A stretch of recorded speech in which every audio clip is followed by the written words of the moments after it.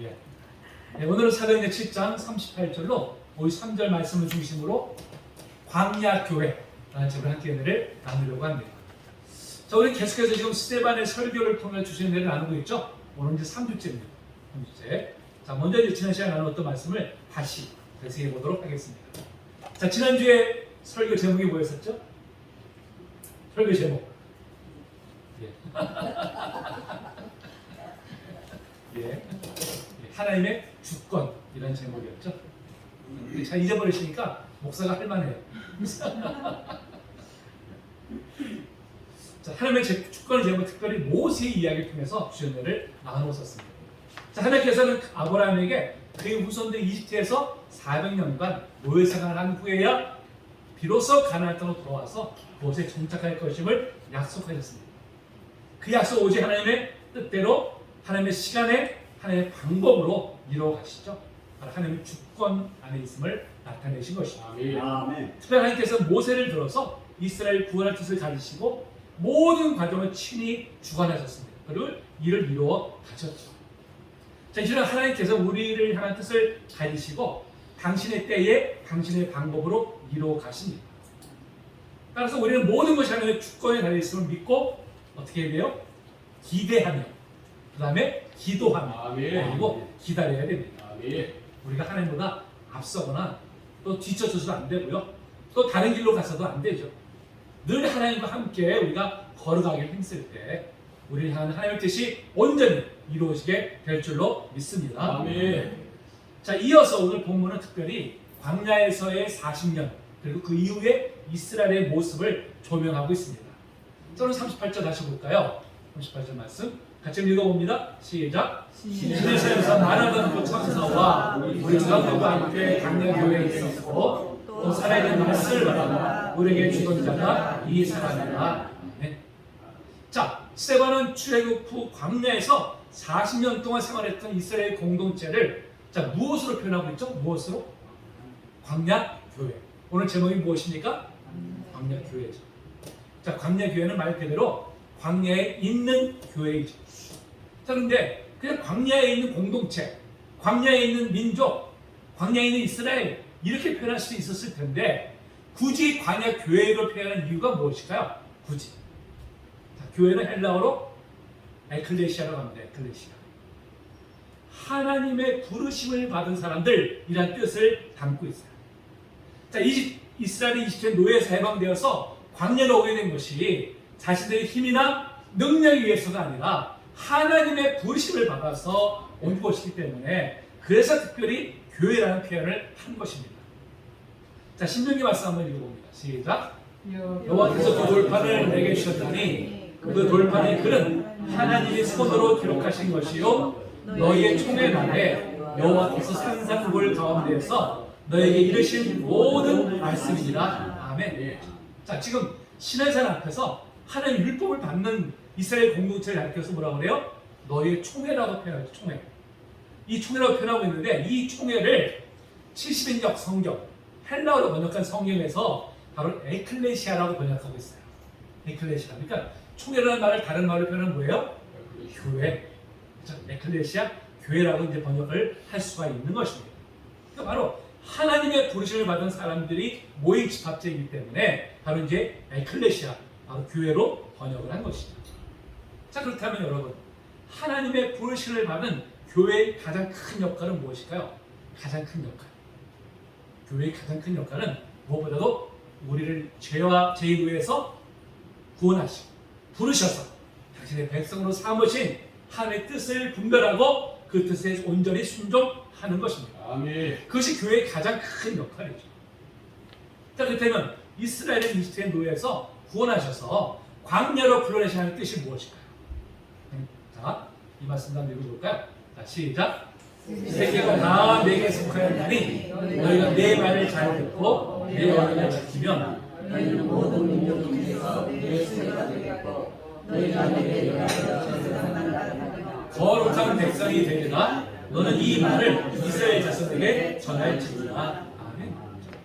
자, 이스라엘 하나님 나라의 백성 삼으셔서 그들을 제장 나라로 세우시고 이를 통해 에덴 동산에서 잃어버렸던 하나님 나라를 회복하기 위한 라고 말씀하고 있죠.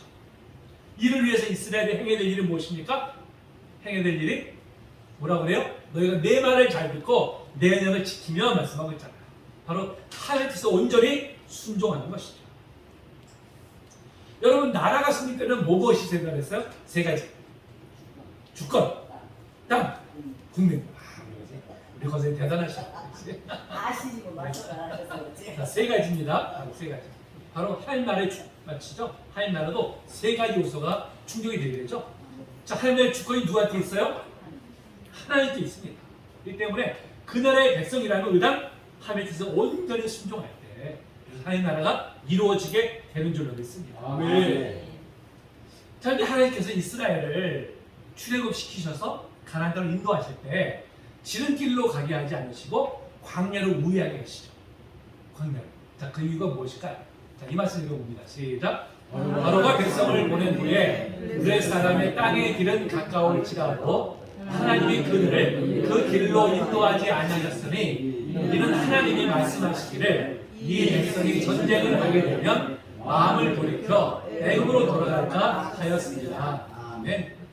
이스라엘이 전쟁을 직면하게 되면 두려워서 다시 이집트로 돌아갈까 해서 광야를 인도했다고 말씀합니다.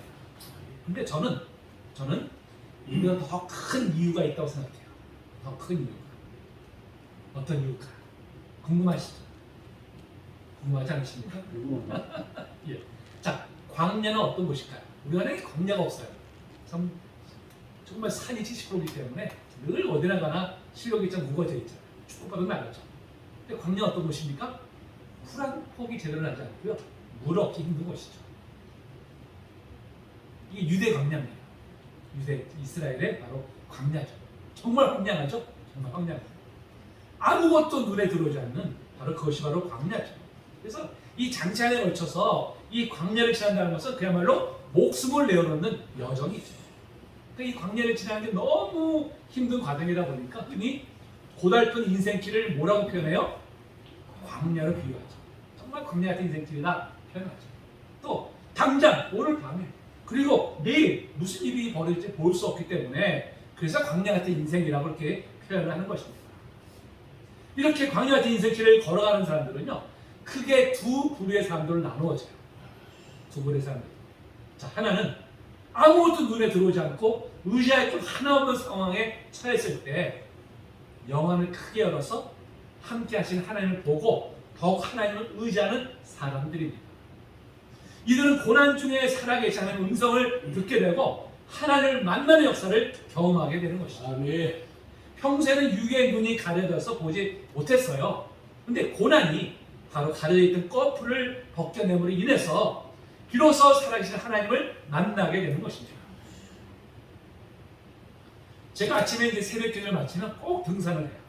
아침에 산을 올라가는데 등산을 하면 평소에는 멀리 서울의 도봉산이나 뭐 수락산이나 남산이 미세먼지로 인해서 잘 보이질 않습니다. 그러다 오늘 앞을 가고 있던 미세먼지가 싹 거치면요 아주 선명하게 보여요. 남산, 수락산 이거 다 보입니다. 근데 여러분 산이 없었습니까?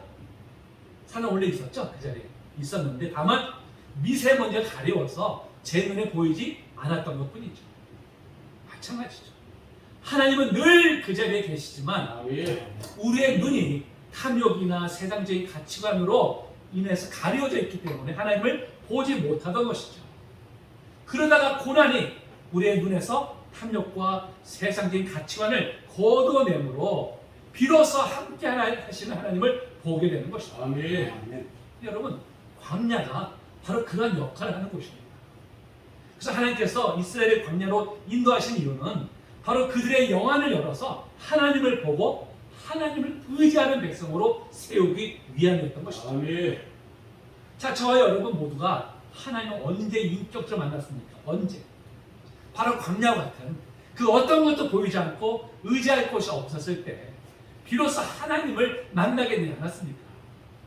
그래서 우리가 고난이 내게 유익이라고 우리가 고백을 하는 것이죠. 자, 그러나 광야길을 걸어간다고 해서 모두가 하나님을 만나게 되는 것은 아닙니다. 똑같이 광야길을 걸어가도 하나님을 만나지 못하는 사람들이 있어요. 그 연유가 무엇일까요? 자, 아무것도 눈에 보이지 않으로 인한 두려움 때문에 더더욱 눈으로 보이는 것에만 집착하기 때문에 그렇습니다. 당장 내일 볼 수 없는 상황 속에서 그 두려움을 눈에 보이는 것을 의지하려 하기 때문이죠. 그러니까 세상은 우리에게 눈에 보이는 것만이 참되고 도움을 줄 수 있기 때문에 그것만 의지하라고 우리를 유혹을 합니다. 그러니까 이런 유혹에 넘어가서 눈에 보이는 것만 의지하러 가는 것이 바로 세상의 모습이죠. 그때는 하나님을 볼 수가 없는 것입니다. 자, 이스라엘은 무려 400년 동안 이집트에서 눈에 보이는 것만 의지하면서 살아왔습니다.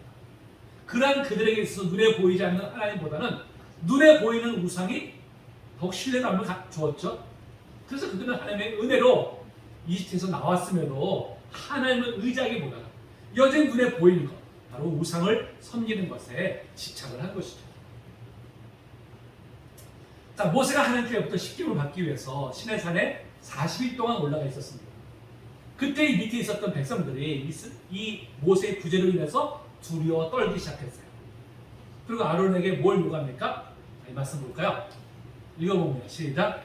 백성이 모세가 산에서 내려오니 더디를 보고 모여 백성이 아론에게 이르러 말하되 일어나라 우리를 위하여 우리를 인도할 신을 만들라. 이 모세 곧 우리를 애굽 땅에서 인도하여 낸 사람은 어찌 되었는지 알지 못함이니라. 이들이 자신들이 이집트에서 이끌어낸 하나님을 바로 우상으로 만들어낼 것을 이제 요구하죠. 그래 아론이 어떻게 했어요? 자기로부터 금귀고리를 받아가지고 만든 것이 뭐예요? 바로 송아지 형상의 우상이었습니다. 자, 그렇다면 그들은 여호와 하나님을 버리고 송아지 우상을 섬긴 것일까요? 아닙니다. 그들은 여호와 하나님을 믿었지만 그것을 송아지 형성으로 표현한 거예요. 이 말씀 읽어봅니다. 그래서 시작. 아론이 그들의 손에서 금고리를 받아 부어서 조각칼로 새겨 송아지 형상을 만드니 그들이 말하되 이스라엘아 이는 너희를 애굽 땅에서 인도하여 낸 너희의 신이로다 하는지라. 아론이 보고 그 앞에 제단을 쌓고 이 아론이 공포하여 이르되 내일은 여호와의 절일이라 하니. 분명히 뭐예요? 여호와 하나님을 섬기고 있어요. 그럼 왜 하나님을 송아지 형상으로 만들어서 섬겼을까요? 무엇 때문에? 그들은 눈에 보이지 않는 하나님이 아니라 눈으로 보고 손으로 잡을 수 있는 그런 하나님을 원했던 것이죠. 눈에 보이지 않는 하나님은 자신들이 조종할 수가 없어요. 근데 눈에 보이는 하나님은 자신들이 조종할 수 있다고 여겼기 때문에 그래서 눈에 보이는 송아지 형상으로 만들어 달라고 요구를 한 것입니다. 그들은 여호와 하나님을 섬긴다고 했지만 사실은 뭐예요? 자신들이 원하는 하나님을 만들어 놓고 섬긴 것이죠. 여러분, 저는 이 구절을 배울 때마다요 정말 두려운 마음이 듭니다. 두려운 마음.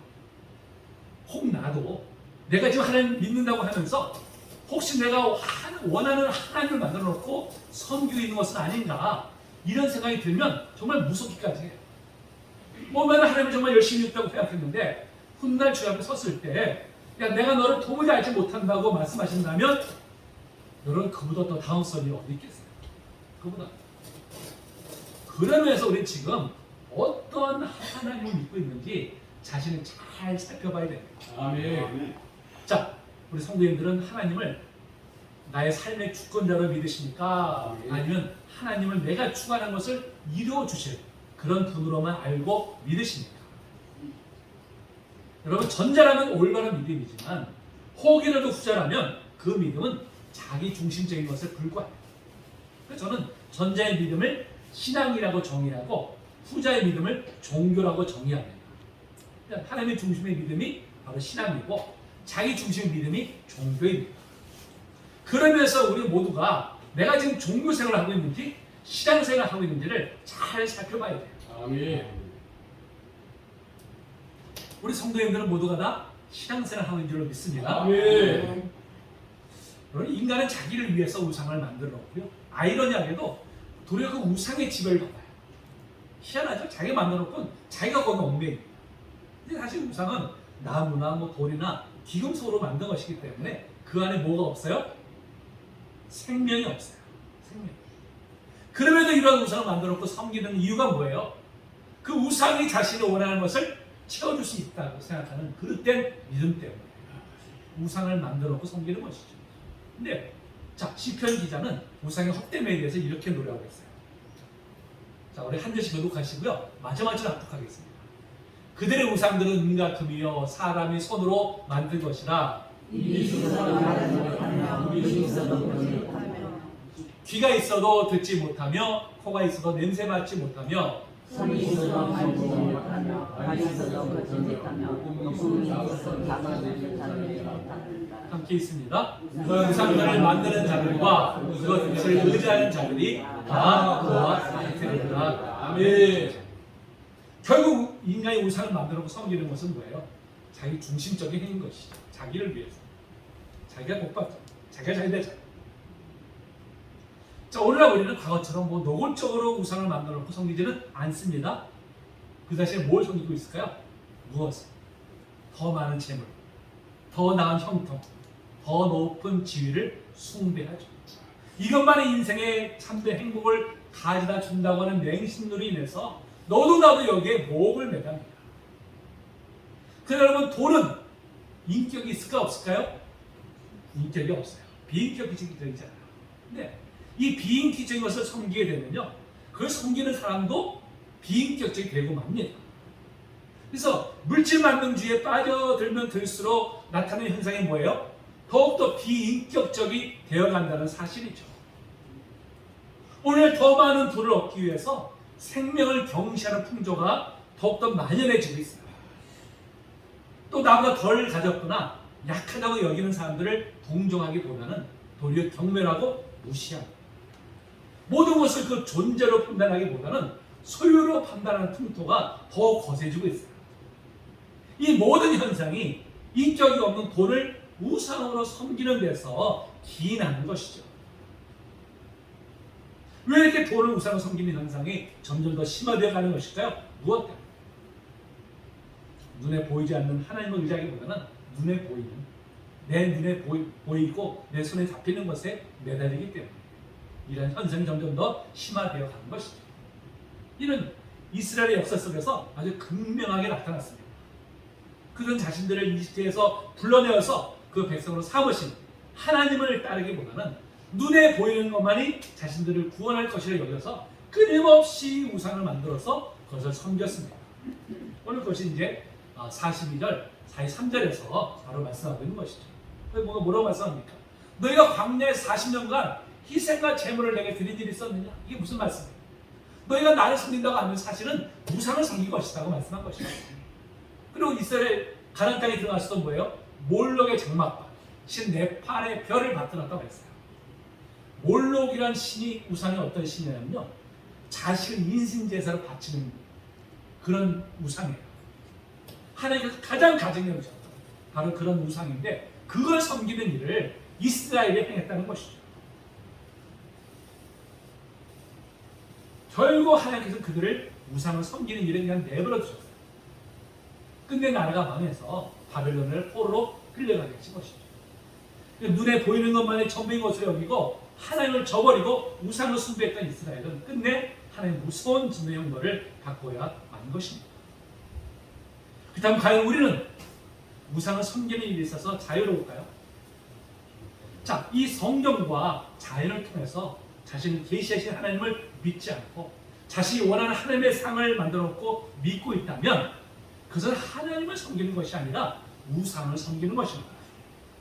여러분, 하나님은 우리의 신앙의 대상이시지 그분이 우리를 위해서 존재하는 것이 아님을 우리 분명히 알아야 돼요. 아멘. 때로 우리가 하나님 믿어가면서도요, 하나님이 마치 나를 위해서 존재하신 분인 것처럼 우리 그렇게 여길 때가 참 많이 있어요. 여러분, 그건 잘못된 신앙입니다. 여러분, 참 하나님을 우리가 믿어야겠죠. 자, 이렇게 우상 숭배로 죄에 빠진 이스라엘의 충만한 스데반은 이어서 성전에 대한 설교를 이제 전개합니다. 자, 오늘 44절에 보니까 자, 뭐라고 말씀하세요? 광야에서 우리 조상들에게 증거의 장막이 있었으니 라고 말씀하고 있죠. 자, 증거의 장막이라는 건 뭡니까? 모세가 하나님으로부터 받은 십계명을 새긴 그 두 개의 돌판을 그 장막 안에 보관했기 때문에 붙여진 명칭이죠. 자, 민수기 9장 15절 말씀입니다. 읽어봅니다. 시작. 성막을 세운 날에 구름이 성막, 그 증거의 성막을 덮었고 저녁이 되면 성막 위에 불 모양 같은 것이 나타나서 아침까지 이르렀을 때 아멘. 그래서 증거의 성막이라고 말씀하고 있죠. 증거의 장막은 그것이 하나님이 임재하신다고 믿었기 때문에 성막이라고 부르기도 하고요. 또 사람과 하나님이 만나는 곳이기 때문에 회막이라고도 부릅니다. 그러니까 성막, 회막 똑같은 의미죠. 그렇다면 자, 그 장막의 가장 큰 특징이 무엇일까요? 가장 큰 특징. 자, 텐트라고 생각하세요. 텐트. 텐트는 고정된 것입니까? 이동하는 것입니까? 이동하는 것이죠. 그러니까 성막의 가장 큰 특징은 뭐냐면 이동성이 있어요. 이동성. 어디에 고정되어 있는 것이 아니라 이스라엘 백성들이 어디로 가든지 함께 이동할 수 있는 그런 형태로 만들어졌죠. 자, 이게 뭘 뜻할까요? 무엇을? 바로 이스라엘 백성들과 항상 동행하시는 하나님의 임재를 상징하는 것이죠. 그리고 한편으로는 어느 특정 장소에 얽매이지 아니하시는 자유로우신 하나님을 바로 나타내는 것입니다. 그것이 바로 이제 오늘 45절에서 말씀하고 있죠. 자, 뭐라고 그래요? 우리 성도의 그를 받아서 이방의 땅을 점령할 때 여기서 함께 가지고 들어가서 다윗때까지 이런 일을 했어요. 계속해서 장막이 이제 이동했다는 것을 이렇게 이제 표현하고 있습니다. 근데 여러분, 고대에 우상을 섬겼던 그 신 개념은요, 신은 어느 특정한 장소에 머물러 있다고 생각했었어요. 그래서 하나의 신이 아니라 여러 신이 필요한 것이죠. 왜냐하면 신이라는 건 어느 특정 장소에 있으니까 여기 가면 이 신을 섬기고 저기 가면 저 신을 섬기게 되고 가는 곳마다 신이 있는 거예요. 그래서 다신을 우상을 많이 만들어 섬긴 것이죠. 그래서 이제 가는 곳마다 어떻게 해요? 신전을 만들어서 그곳에서 신을 섬겼습니다. 근데 하나님은 어떤 분이십니까? 어떤 특정한 곳에만 계신 곳이 아니죠. 온 천지에 충만하신 분이시고요. 어느 곳에나 계신 분이십니다. 자, 이것을 시편 기자가 이렇게 노래하고 있어요. 저거 한 절씩 교독하겠습니다. 내가 주의 영을 떠나 어디로 가며 주의 앞에서 어디로 피하리까? 내가 나의 자도 주님이시며 소원의 제사를 펼쳐도 거기 계십니다. 내가 새벽 날개를 치며 바다 끝에 가서 거주할지라도 거기서도 제 손이라 인하시며 주의 영을 나타내십니다. 아멘. 어디 가서는 하나님 계신 하나님을 노래하고 있습니다. 이렇게 어디나 계신 하나님을 신학적인 용어로 하나님의 편대성이라고 합니다. 편대성. 어디 곳에나 계신다는 것이죠. 여러분, 그렇습니다. 하나님은 어느 특정한 공간에만 계시는 분이 아니라 온 천하에 충만하신 분이죠. 그분이 계시하는 곳이 없습니다. 그런데 우리는 종종 하나님을 교회 안에만 계시는 분으로 우리가 이렇게 제한하고 있지는 않냐는 것이죠. 자, 다윗이 하나님 은혜에 너무 감사해서 아름다운 성전을 건축해서 하나님을 모시려고 했습니다. 그때 하나님께서 나단 선지자를 통해서 주신 말씀이 있죠. 자, 한 절씩 교독하겠습니다. 내가 이스라엘 자손을 애굽에서 인도하여 내던 날부터 오늘까지 집에 살지 아니하고 장막과 성막 안에서 다녔나니 이스라엘 자손과 모든 곳에서 내가 이스라엘 만민을 너희가 어찌하여 나를 위하여 백향목 집을 건축하지 아니하였느냐고 말하였느냐. 자, 이 말씀을 스테반 집사는 이사야서 66장 말씀을 인용해서 오늘 본문 48절부터 50절까지 해서 성전 건축이 본래 하는 뜻이 아니었는데 단지 다윗이 소원했기 때문에 허락하셨던 것이다, 이렇게 밝히고 있어요. 여러분, 성전 건축이 하나님의 크신 뜻으로 알고 있던 우리에게 하시는 이 말씀은 엄청난 충격입니다. 그렇죠? 자, 세계 문화유산을 보면 상당수가 신전이에요. 고대 신전들. 그렇죠? 신전의 규모를 보면요, 어마어마합니다. 고대에 어떻게 저렇게 지었을까? 그 이집트의 그 피라미드도 신전이에요. 그 신을 섬기기 위해서 그렇게 만든 것입니다. 자신들이 섬기는 신을 위해서 아주 크고 아름다운 신전을 건축해서 이제 봉헌했던 것이죠. 그런데 하나님께서 도리어 다윗이 성전을 건축한다고 했을 때 이를 만류하셨어요. 왜 만류하셨을까요? 단지 다윗이 그냥 피를 많이 흘렸기 때문에 만류한 것일까요? 아닙니다. 바로 성전 건축의 위험성을 알고 계셨기 때문에 만류하신 거예요. 그럼 성전 건축의 위험성이 무엇일까요? 자칫 하나님을 그 성전 안에만 계시는 분으로 여기게 되는 것이죠. 그게 성전 건축의 위험성입니다. 그러니까 하나님의 성전 안에만 계시는 분을 여기게 되면 성전 밖에서는 자신과 아무런 관계가 없는 그런 하나님을 여기게 되죠. 그에 따라 성전 안에 드리는 예배는 온 정성을 다하지만 성전 밖에서는 자기 뜻대로 행하는 그런 이원론적인 신앙인이 되고 마는 것이죠. 하나님께서 이를 알고 계시기 때문에 그 누구에게도 성전을 만들려고 하지 않으셨다고 이제 말씀하신 것이죠. 이것은요, 솔로몬이 성전을 건축하고 난 이후에 이스라엘이 급격하게 우상 숭배에 빠진 것이 바로 입증을 하고 있어요. 하나님 신앙도 성전 중심으로만 이루어지기 때문에 성전 안에서만 제사를 잘 드리면 하나님께 대한 도리를 다한 것으로 여기고 삶에서는 하나님의 뜻과는 전혀 상관없는 그런 삶을 추구하게 된 것이죠.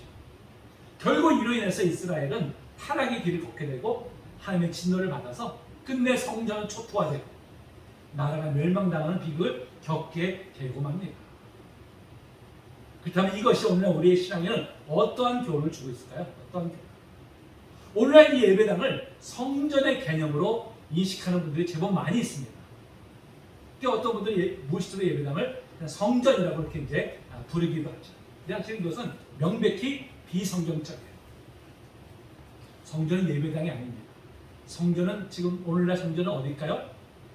성전은 우리 몸의 성전이라고 말씀하고 있어요. 자, 이 말씀 읽어봅니다. 시작. 너희 몸은 너희가 하나님께로부터 받은 바 너희 가운데 계신 성령의 전인 줄을 알지 못하느냐? 너희는 너희 자신의 것이 아니라. 분명히 성경 뭐라고 말씀하고 있어요? 우리가 성령이 거하신 하나님의 전이라는 거예요. 우리가 성전이라는 것입니다. 그러니까 제가 어릴 적만 해도요, 교회 건물을 보면 간판이 2개 걸려 있었어요. 한쪽에는 무슨 교회, 한쪽에는 무슨 교회 예배당, 이렇게 간판이 2개 걸려 있었어요. 근데 언젠가부터 예배당이라는 간판은 내려지고 그냥 무슨 교회라는 간판만 내걸고 있습니다. 이로 인해서 교회가 성전을 대체하는 하나의 장소적 개념으로 이제 인식을 하게 된 것이죠. 근데 여러분, 교회는 말 그대로요, 어떤 특정한 장소가 아니라 성도의 모임을 가리키는 것이고요, 우리 성도 각자를 가리키는 것이죠. 그게 진정한 의미입니다. 그래서 성도가 모여서 예배드리는 것은 예배당이라는 표현을 쓰는 것이 맞습니다. 근데 우리가 워낙 오랫동안 이제 관습적으로 그냥 성전 이렇게 이제 사용하다 보니까 사실 고치기가 쉽지 않죠. 그럼에도 자, 교회가 성전이 아님을 강조하는 이유가 무엇일까요? 강조하는 이유가 하나님께서 성전 안에만 계신 분이 아니라 온 우주에 충만하신 분이신 우리가 알아야겠죠. 아멘. 하나님은 자칫 교회 안에만 계신 분들을 여기게 되면 교회 문을 딱 나서는 순간 하나님은 잊어버리게 돼요. 그럼 자신 뜻대로 살아가는 거예요. 자기 멋대로 살아가는 거예요. 우리가 교회이기 때문에 어느 곳에 있든지 교회예요. 여기 모여서만 교회가 아니라 내가 가정에 가면 가정이 교회가 되는 거고요. 내가 일터에 가면 일터가 교회가 되는 거예요. 그리고 교회가 뭐예요? 에클레시아. 하나님의 부르심을 받은 사람 아닙니까? 그러면 우리가 어느 곳에 가든지 부르심을 받은 사람답게 합당하게 살도록 하기 위해서. 그래서 제가 굳이 이것을 강조하고 있는 거예요.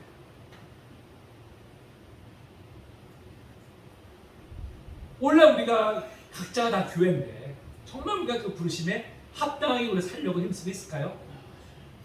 혹시 우리가 교회 문틈만 벗어나면 하나님을 새까맣게 잊어버리고 6일 동안은 그냥 내 뜻대로 내 멋대로 살다가 또 주일 되면 또 이렇게 하나님 저 왔습니다.